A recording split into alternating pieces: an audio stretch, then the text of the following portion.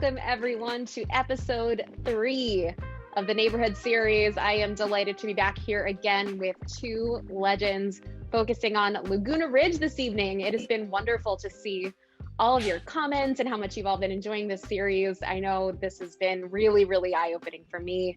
And tonight's especially is special because we're going to be talking with someone from a winery that really changed the course of my life. So without any further ado, and we'll get into that in just a second, I'd love to introduce my guests this evening. I've got Rod, the Rodfather, Berglund of Joseph Swan Winery. Hello, Rod.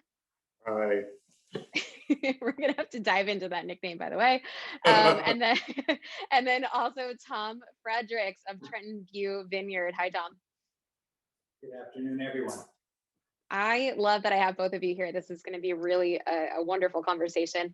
But I want to dive into this immediately. Russian River Valley, we are here to focus on the neighborhoods. There are 6 of them. If you haven't caught the last 2 episodes, I certainly encourage you to do so. They are filled with wonderful wines and knowledge and an overview of this series. But tonight, we are going to dive a little bit into the origin story of the neighborhoods, because we've got a firsthand account of sort of how that came to be.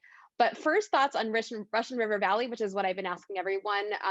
Tom, first thoughts on Russian River Valley. What comes to mind? What are some of your earliest memories? Of the Russian River Valley is the luck of the draw of being able to move here. I'm from Sonoma County originally, but I was able to move here and purchase some property with the idea of developing a vineyard. And gosh darn it, if it didn't turn out to be next to the Joseph Swan Winery and in the town of Trenton. So it's been really my fellow members of the Russian River Valley Winegrowers Association we're all just really good friends, and we share business ideas, we share great ideas, and what can I say? Lots of wine. Oh, lots of wine.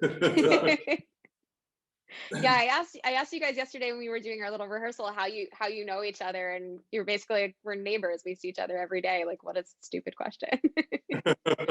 I'm teasing. Man, we could be selling tires instead of wine. We all have the best jobs in the world. We get to drink for a living. Rod, let's talk about your earliest memories of Russian River Valley. First thing I remember is, well, the most vivid memories, my second family in Petaluma, where I'd say I never grew up, where I'm from, which is not very far south, was an Italian family by the name of Lombardi. And there was the grandparents, then the 4 sets of parents, and then the kids that ranged in age from younger than me to older than me.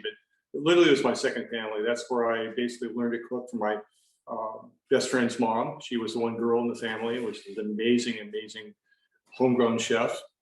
My first inspiration with wine was Nana was over there for dinner a lot, and Nana would pour us all a little glass of wine cut with water.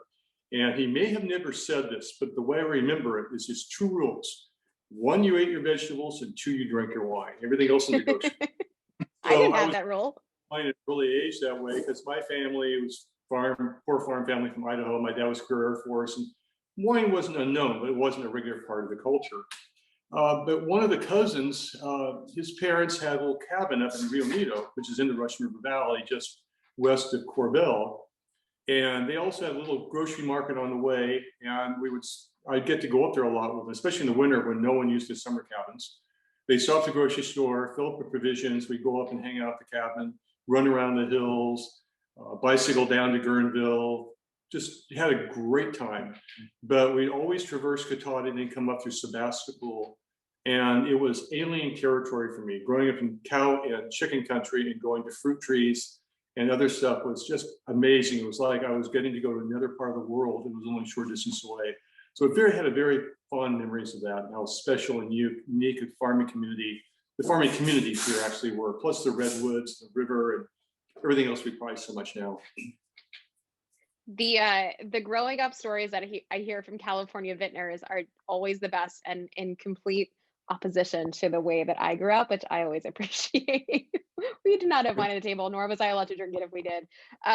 Well, we we're here to talk about the, the neighborhoods, which, Rod, I know you've got a little bit of an inside scoop on how they came to be. In fact, I think you were part of the reason that they came to be.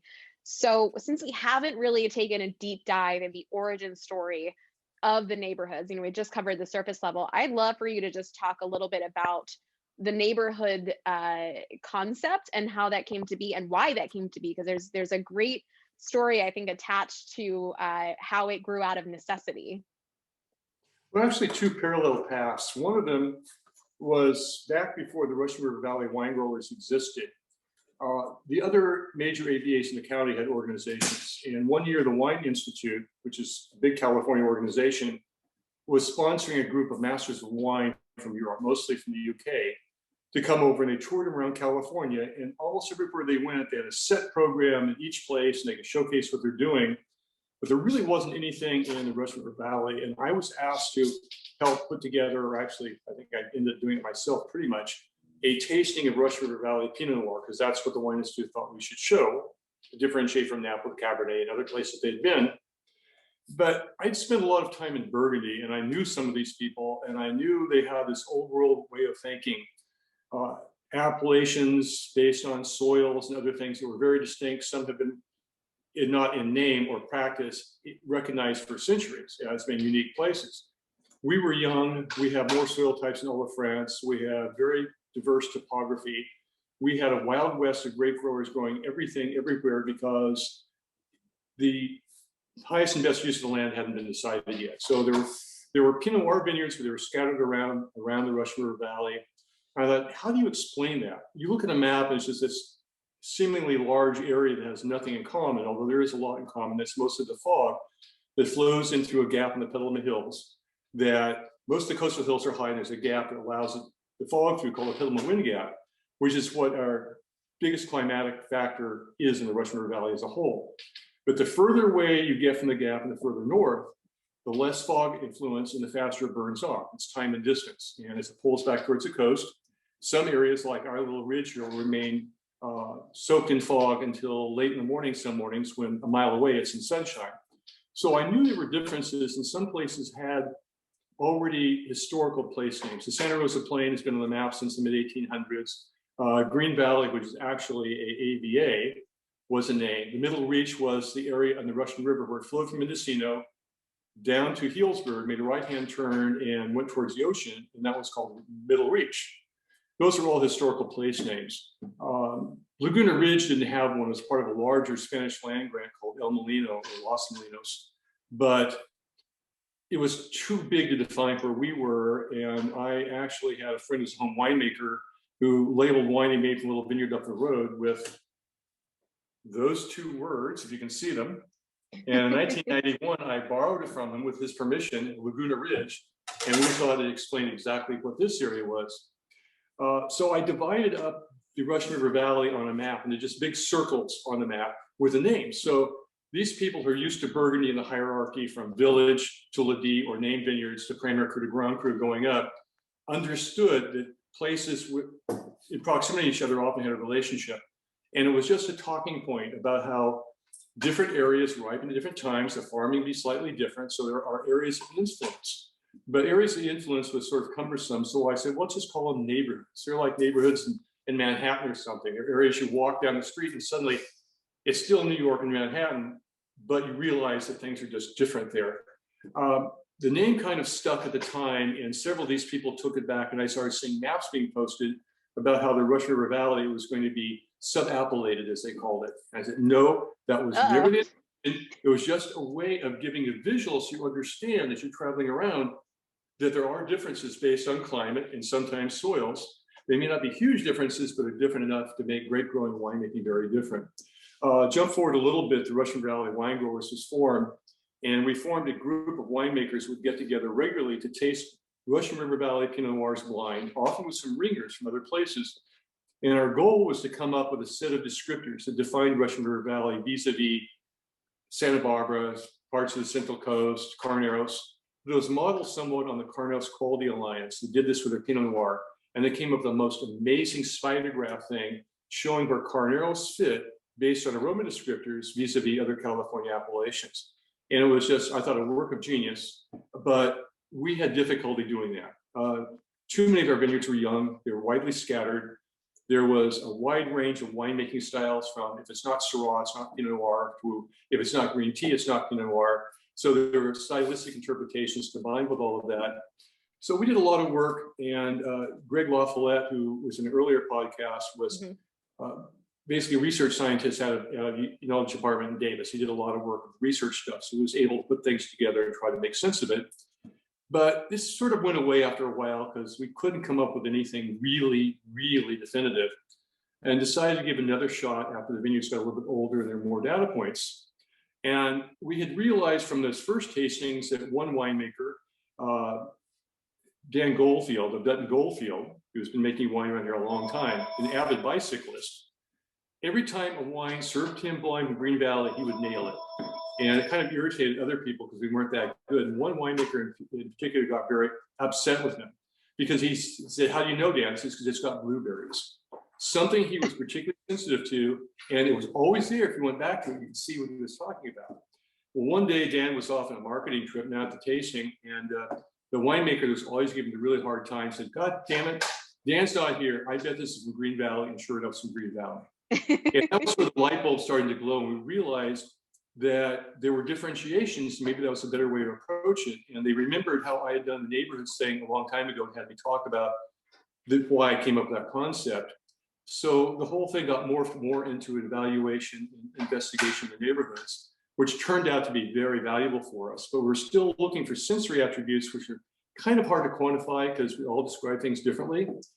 But out of that, we were offered the opportunity to work with Dr. Roger Bolton of UC Davis on a special project where they took blind samples, fresh out of the barrel, very little winemaking influence, coded them so no one knew what they were, sent them off to them, and they did this amazing analysis. It was very expensive on their end that measured elements, bioactive elements in it. And Roger Bolton came back with all this data that had been crushed by the graduate students and stuff. And he said, "Never in 40 years have I ever seen anything like this. This is earth-shattering and mind-boggling, and this could be the model for the world." Every neighborhood was clustered tightly and separated from every other neighborhood. And these were just random samples. We skipped a year, we did it again, and if anything, it was even more definitive. And this time we added in the Eastern Hills, which we didn't have enough samples of the first time. So what we thought we were seeing, just by observation and the growing conditions of being in the neighborhoods and tasting the wines, turns out to have scientific validity behind it. It doesn't translate to how they smell and taste, but it shows that going into it, each area has its own unique set of characteristics. It's a signature of that area.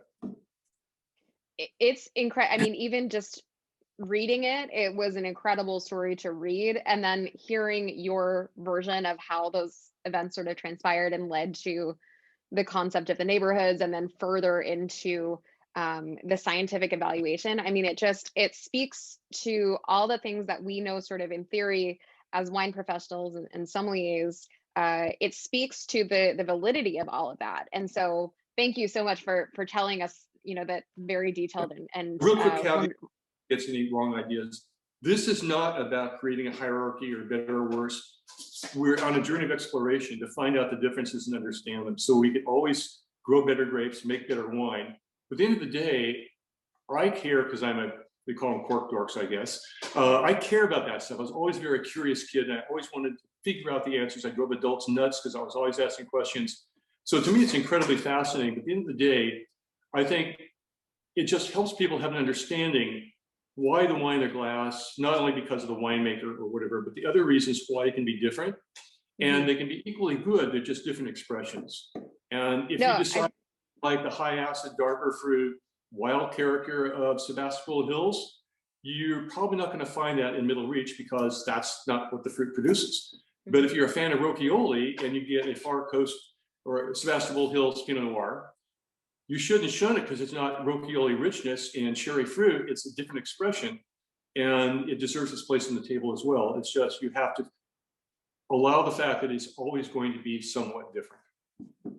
it's an important distinction. And I think once you bring the word Burgundy or place Burgundy into the equation, I think you have to sort of make that caveat that no, we're not grading this on levels of quality. This isn't a Grand or Village or Premier Cru situation. This is just to identify a sense of place and to prove the concept of terroir that exists, scientifically, at least in the glass. So with that in mind, and one thing I want to mention, because you had mentioned those MWs that came over from California and sort of had this, feeling or perception of California wines and what they are or maybe are not. I wanted to just quickly tell a teeny tiny story about Joseph Swan Winery and sort of what I had alluded to before. Back 5+ years ago, almost 6 years ago now, I had traveled out to California to go stage at Press, where I ended up taking a job. And my second night of staging with Kelly and Scott, Kelly had sat me down at the bar, and I was sort of like on the fence at that point. I didn't know if I was going to move to California. I was still living in New York, living out my 20s in Manhattan. And she sat me down, I was having dinner, and she said, "What's your birth year?" I said 1987. She said, "Great." So she goes to her, her stash. And, at that point we had like tanker loads of old stuff back there. And she pulls out a Joseph Swan Zinfandel from 1987. And she said, "We're going to open it." So she opens it, pours it, and my mind was blown. And to this day, it is the predominant reason why I decided, literally hours later after I'd had that wine, I sent an email off to Scott and Kelly and said, "If you guys will have me, I'd love to move out here and make this my new life." And so that bottle of wine always, I think as we think about wines throughout our lives, they're sort of there for momentous occasions. And Joseph Swan 1987 Zinfandel is one of those bottles. So I'm even more thrilled than I already would have been to be sitting with you here today. And I think you had like whipped out a bottle of that somewhere that you had, right? Well, if we can lure you back out here, this is waiting for you. Well, I'll be there on Sunday. Literally, I'm coming back to California. Yeah, well, so I'll this be there for the week. particular one, we made one big blend, and I bottled a little bit of each of the 3 vineyards we had at the time. And this one happens to be a vineyard planted in 1910 here on Laguna Ridge. We weren't calling it Laguna Ridge yet, but that was from just right up the road. Amazing. Well, speaking of Laguna Ridge, I want to talk about Laguna Ridge, which is why we're here. So I am going to pull up this handy dandy map that we always have. So this is Laguna Ridge here, this purple. And I think, this purple here, you can see how it bleeds in, as you were saying earlier, Rod. These are not super delineated lines here. They're sort of, they're blurs like neighborhoods. So that's Laguna Ridge where we are here. Obviously, we focused on Eastern Hills the first week, then moved over to Middle Reach, and now we're moving down here to the center to Laguna Ridge. These are the 2 wines that we are going to be tasting tonight. A few of you had asked for photos of those because it is a little hard to see. So we're going to be tasting the 2014 Joseph Swan Pinot Noir from Trenton View Vineyard and the 2015 Pinot Noir from Trenton Estate Vineyards. So you'll have those, and I'll refer back to that later.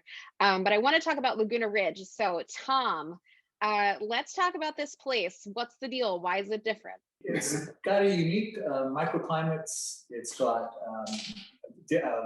definitely a prominent fog influence. It borders also on the Laguna de Santa Rosa, which is the drainage for the whole area here in this area. So we're in the sink, I like to call it, from just in this ridge of the Swan Vineyard.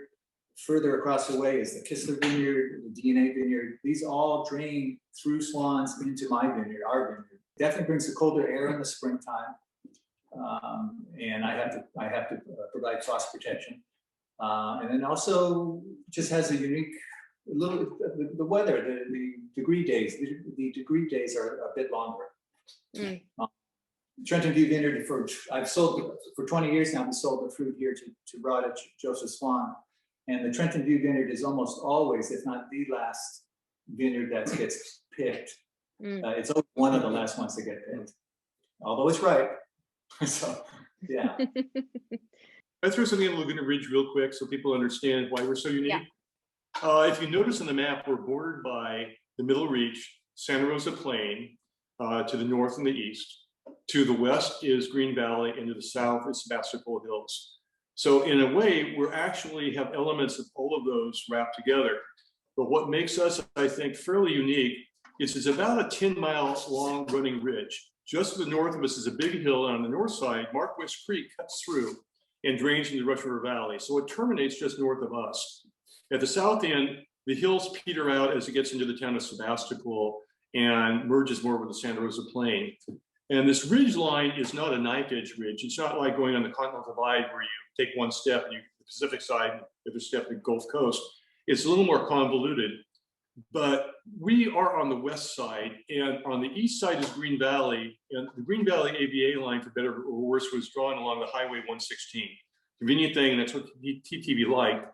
But I think the western side of the slope has a lot more to do with Green Valley neighborhood than the eastern side, because the eastern side, we have that cold air drainage off the top of the hill, and cold air sinks. So in the winter and early spring, it'd be much colder down the bottom. And Tom's Vineyard, bordering the bottom, can be very frost prone. But as you go up slope, it warms up earlier in the spring. We have earlier bud break. We start earlier in other places. In the summer, the fog will often linger along this little ribbon on the east-facing side after it's burned off in the higher elevations of Green Valley, or it's burned off in the Santa Rosa Plain. I've gone a mile in the summer where I'm soaking in fog. I'm headed to the gym, and suddenly, why did I put a sweater on? I'm in a sunny area. So it gives us a longer, cooler, gentler kind of growing season, which means the grapes are on the vine typically 10% longer than a lot of surrounding areas. Just because if you pick them any earlier and you try to get that bright, fresh fruit, the acidity levels would be extremely, screechingly high. And the fruit, while being lovely, I think it would be out of balance. So farming here and picking decisions here are very different than the surrounding regions. But I can point to similarities with elements of all the surrounding regions. We just seem to have captured them in one little ridge here. So with a longer cooling growing season, and if you had picked a little bit earlier, you mentioned the acidity would be high, and I don't mean to generalize here, but I do think maybe it would be helpful. Do you think that the wines in general tend to have a higher acidity, or do you think that's something that's, what do you think, how would you quantify this longer growing season as it pertains to what's in the glass? Well, acid is tartaric acid in the wine is fairly stable, except over time it will reduce. Malic acid, which is very heat sensitive, goes away very quickly in a warmer climate. We tend to have these higher levels of acidity in lower pHs, which is a true measure of the acidity along here. The Fraudy Ranch that I showed you, the 87, Joe actually had to deacidulate the wine. It was his first year with Fraudy ever. And he's used to making ripe in, and he picked it at ripeness levels of sugar you normally expect to make the wine he wanted. The acid was so high that it wouldn't ferment. And I learned from that lesson the next year when I picked the fruit. I thought the sugars were there and the flavors were there, and I waited 2 weeks, and I was a nervous wreck because I'd never made Zinfandel before. And the pH finally came up to the point where I could make a stable wine without having to adjust the acidity. And it taught me a really big lesson. You really have to pay attention to what a vineyard gets you. Chemistry is chemistry, but if you start trying to put numbers on things, you can get yourself into a lot of trouble. You have to understand what you're dealing with. And along Laguna Ridge, it's been the hallmark. And Tom's, he'll get real nervous. He's a grape grower. He wants the grapes off before they shrivel and the birds eat them all. And I understand that fully. I don't like to see the fruit go away either. But when you start looking at the acid and you're looking for true balance in the wine, it doesn't really matter what the sugar number is, because if it's not balanced, it's not balanced. If it's 22 bricks and it's balanced, that's fine. If it takes just 26 bricks to get balance, that's fine with me too. So along here, we have to wait for that magic point where the acid comes into balance with all the other elements. But I'm an acid head anyway, so I would pick and make wines that other people would probably never. I love Chablis. Other people I know love Rombauer, and they're both valid. They're just different things. But I have to watch myself, because I would have a tendency to pick earlier if I was just making wine for myself. Well, let's taste the magic in the glass. I know you guys have some wine. I've got some wine. Like I said, we're going to be tasting 2 wines from Joseph Swan, the 2014 Trenton View Vineyard. I doubt these wines are going to be tearing the enamel off our teeth, but like you, I am an acid head and I kind of like it all. So I'm down for whatever. Why these 2 wines? They're close to each other. They're different vintages. Why do we choose this 14 and the 15 representation of Laguna Ridge, other than the fact that Rod, you're the winemaker there? Well, they're also current vintage. We just released a 14 Trenton View. 15 has been out for a bit. I taste the wines every year and decide how they're showing, and not that I have to reach that magical, mystical place in the sky, but our wines often are fairly slow to develop because they let the vineyard speak. We have higher acidity and other things. And 14 was a year where I thought the wines were fairly backward for a while. It was a fairly big vintage, but also made some bigger wines as well. They had more structure in the 15s, which are more fruit forward and lush. And the Trenton View, it seems to develop fairly slowly. It's always got a nice progression, but I really wanted to release it when I thought it was showing all the character of the vineyard. And it was just like magic. Decided it was time to release it and happened to coincide with the release date. What do you think is the sort of signifier of the vineyard? There was a wine writer that once wrote about the estate. Well, he knew the estate well for many years, but he tasted Trenton View, and he put in print there was a junior version of the Trenton estate. And I thought that was kind of funny because there's a lot of years of difference in age. So obviously it is junior in terms of age. But I got what he said. It had many of the same aromatic profiles that our estate often has. We often get this oriental spice thing, which people say comes from barrel. Well, I can take it out of a neutral barrel, and the vineyards along this general part of Trenton, Laguna Ridge, often have that as well. It's one of the identifying characteristics. I like the lushness that the wines, in this wine in particular, has without being fat. It's got a middle richness. It's got, I call it dark red fruit as opposed to black fruit. Black fruit to me is more, black raspberry and those things, but it's not pretty strawberry. It's more of a darker cherry, darker red berry character to it. Again, a hallmark of vineyard. This vineyard, because it's so cold, sometimes you'll get pomegranate, even a streak of rhubarb in there, which is not off-putting. It's just a nature of the vineyard sometimes. This one seems to lack it. I really, really enjoy the fact that this is, as the vine's gotten older, it's just making a totally complete wine. It's crazy just smelling this and drinking. It's how different it is from the other two. I mean, obviously that's the whole goal of the series, but every time I try something else the following week, I'm just kind of blown away. Sorry, Tom. The wines will speak to the neighborhood. That's a good thing. We work with 4 contiguous or nearly contiguous vineyards here in the neighborhood. I'll plant the Pinot Noir. Clonal selection varies. There's variability in soil depth and other things, but they all have a common thread, even though they're individual characters. They're like members of a family. You can tell they're all siblings, and yet they're still very different. So they have a lot more in common with each other than they do over the hill in Green Valley. Any one of them will taste more like the others here than will anything from Green Valley, which is kind of fun because I know people in Burgundy who have some really great holdings, and you always, if you ask them the question, which vineyard they prefer, if they're being honest with you, not trying to sell wine, instead of saying, well, obviously the Grand Cru, they'll often pick out a vineyard that no one, because it's very special to them. And when you taste it with them, often in a year that may not be a great year, but something they're very proud of, they did the right things, you really begin to understand and appreciate the commonality and the differences at the same time. It's really so incredibly different. And I agree with you. I think that, I mean, barrel aside, like this is, how many Pinots have we tasted out of, French oak? I've never smelled anything like this from a California Pinot Noir. If anything, it's something that I would have been more accustomed to get in Burgundy, and not that we're doing a compare and contrast there, but it's aromatically so different from Middle Reach and from Eastern Hills. It is spicy and savory. It's got acid for days. I mean, I can't stress enough. This is a 2014, and as you said, this is current vintage.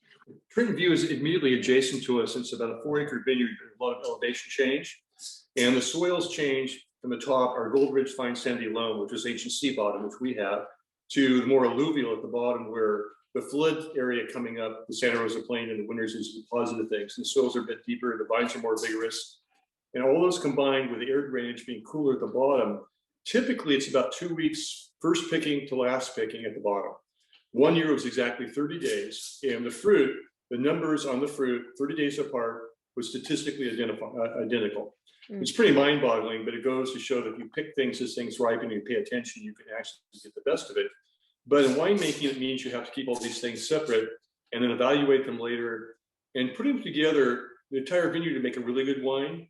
But sometimes you'll have a few barrels that maybe your favorite barrels, but they have such a dominant personality, they take over the wine. And I think you lose the complexity and the subtleties and things when you do that. So the barrels are wine's left in the barrel until the last minute before bottling. Do trial blends, figure what to do, and they're finally blended for bottling. But it allows us to build the vineyard wine, not just about quality or about how excited somebody might be, but a wine that shows specificity of that site. So it has its signature and doesn't taste like someplace else. So early on, this wine showed all the hallmarks of the vineyard, but it was more taut, had more structure. It was more about structure than mouthfeel at that time. The aromatics were there, but they're a little bit reticent. You coax them out with airing. But we like the wines when we release them to be maybe not anywhere near their peak, but to begin to actually show enough that the person who has a snapshot only sees it one time actually gets to experience the wine as I think it should be. So that's why we held the 14 back, and it could have been released on day one and been just fine. But I think it's just we both reward did patience. good on this one, Mark. We both did good on this one. Yeah. Oh yeah. He had a big crop that year, which I was really worried about, but he grew good grapes. And Tom, all of this fruit is going to Joseph Swan, correct? Yeah. Yeah. Okay. And when you come out and visit the winery, I mean, the winery is right over there, and the vineyard is right over there. We're like 10 feet apart. You see, his grapevines are closer to our winery than our grapevines are. I have grapevines closer to the winery.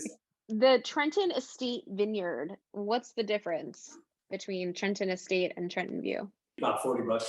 Just kidding.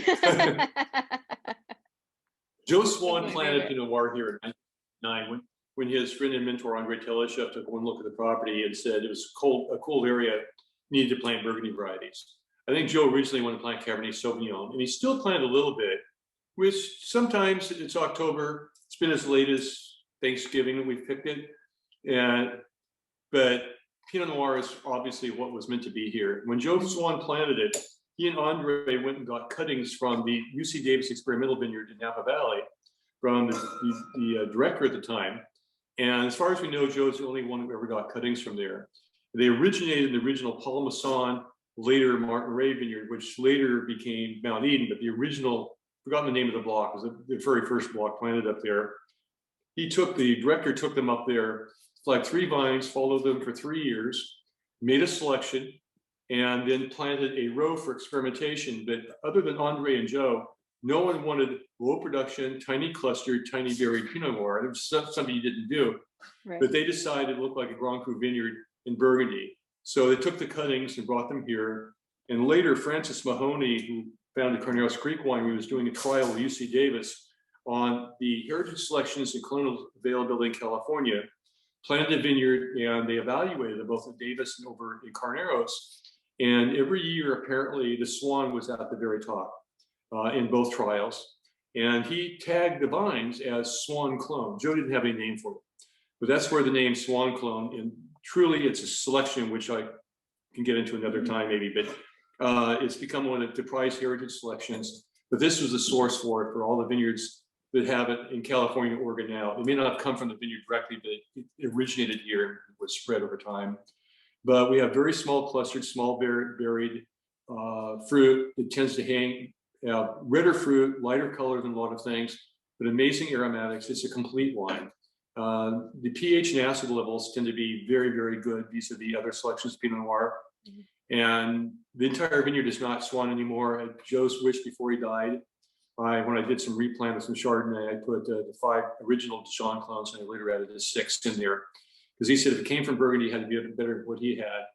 And when I promised him on his deathbed I would do that, I crossed my fingers behind my back and thought, there's a special spot in hell for me if I get rid of the Swan, because Joe doesn't understand that he may not recognize it, but he had one of the finest selections of Pinot Noir already here, and you can't improve on that. So. Yeah, but no, I mean, even a novice, when it comes to clonal selections like me, has heard of, Swan clone. So clearly you made the right choice. Even though mostly Swan, the Dijon stuff I had after a few years of keeping it separate, I realized that it was hard to distinguish it from anything else in the vineyard. There's an old saying, site always trumps clone, mm-hmm. but that's only true if the plant material is good to start with. You can't put bad stuff in and expect it to get good. But the site has such a signature that every bit of fruit we harvest from here has the vineyard signature, irregardless of whether it's the very old vines from '69 or the mid '90s replanted the Chardonnay block. It all carries the signature of the site. This is a little bit more concentrated and has a depth to it that I think the Trenton view doesn't have in a different way, not a good or better, good or bad way. But I wonder, there is, as we were talking about these siblings, there is again this through line of like savory undertones, this red, like decidedly red fruit. And then just even as much as this has like a more of a denseness to it, this is still the lightest representation of Pinot Noir that we've had throughout this series. Do you think that that's a Laguna Ridge thing? I think it is. I think we get elements of the other areas. We have some of the prettiness in Santa Rosa Plain. We have some of the almost linear things you get sometimes out of Green Valley with the shorter season. A lot of them have there. The texture in Laguna Ridge, I think, is just really amazing, and it does it without having too much weight. And I love the fact that you can have wines that have richness and power. And I remember the old saying about, I think it was Mousnier, iron fist and a velvet glove. And I read that when I first got into wine. I had no idea what it meant. I had to have the wine, and I just imagined I understood what it meant. But I think I did over the years. It wasn't about the size of the wine. It was about the concentration and depth and all the other things. And I think Laguna Ridge, it's easier to attain that here. You can get it elsewhere, but I think you have to work at it harder here. It just comes with the territory. But the red fruit and the lighter fruit is something I very much like. Yeah, I think, we hate comparing things, but I think that's just sort of the entire point of why we're here. But when we started with the Eastern Hills, we saw that those wines were definitely, very big, unctuous, rich, larger style Pinot Noirs. And then as we moved to Middle Reach, still had that great denseness and weight to them, but they seem to just be like a very athletic ballet dancer. Like they had laser focus and precision with this density. And now as we move into Laguna Ridge, I'm seeing that there is more of an etherealness to these wines. There's a lightness, but still packing that punch. And so when I say light, I don't mean incomplete. I don't mean lacking in depth or flavor. Just texturally, they're round and they've got texture, but they don't lead with texture. I think they lead more with flavor and they lead with precision. But then you just kind of dive into that wine a little bit more to find the full completion and the full amount of weight that you have as it hits your mouth, if that makes sense.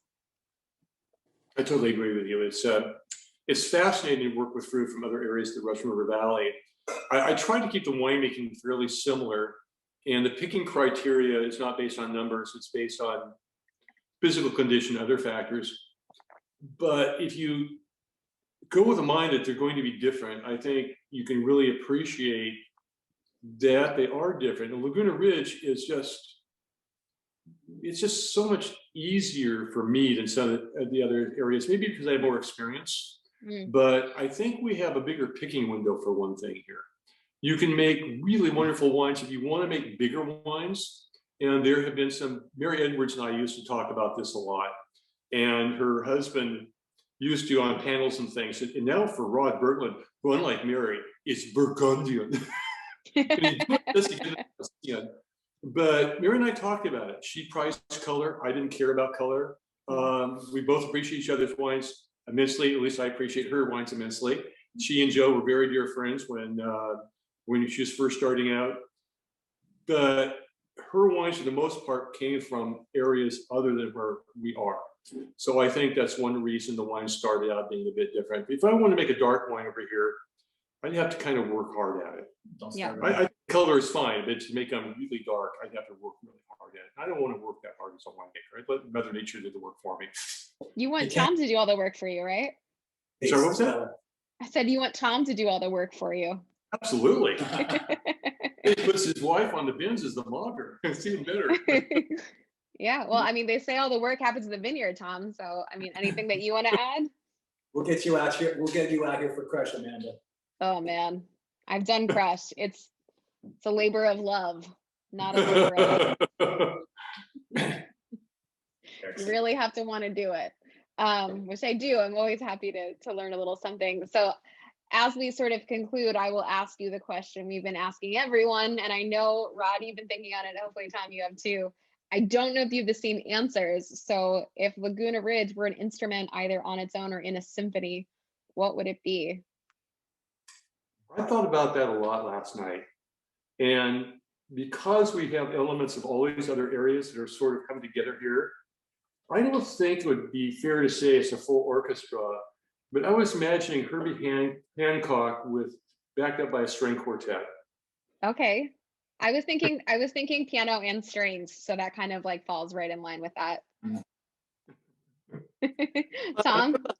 What about a saxophone coming in one of your favorite songs that has a saxophone, and they just command the room when they start blowing that sax? Do you want to quantify what kind of saxophone, or do you just want to stay at sax? Tenor sax. Tenor, okay. I was hoping you'd say tenor sax. Just like a glass of Pinot from Joseph Swan days. It commands the room, just like the tenor sax does. I love that. I think tenor sax works for this wine. I also think that Herbie Hancock with string quartet also works equally as well. I think there are elements of there's a lot going on in this glass. It's certainly a very, very complex wines in different ways, but obviously part of the same bloodline. So thank you so much, guys. If you out there watching are interested in learning more, you can learn more via the Russian River Valley Winegrowers website, which is linked below. We are so grateful to have them as the sponsor of this series and sort of the origin of this series. So thank you to them. And thank you to you guys. This has been such a wonderful experience. And I really appreciate you taking the time to sit down and talk with me this evening about all things Laguna Ridge, all things Trenton View Vineyard, and all things Joseph Swan. So thanks, guys.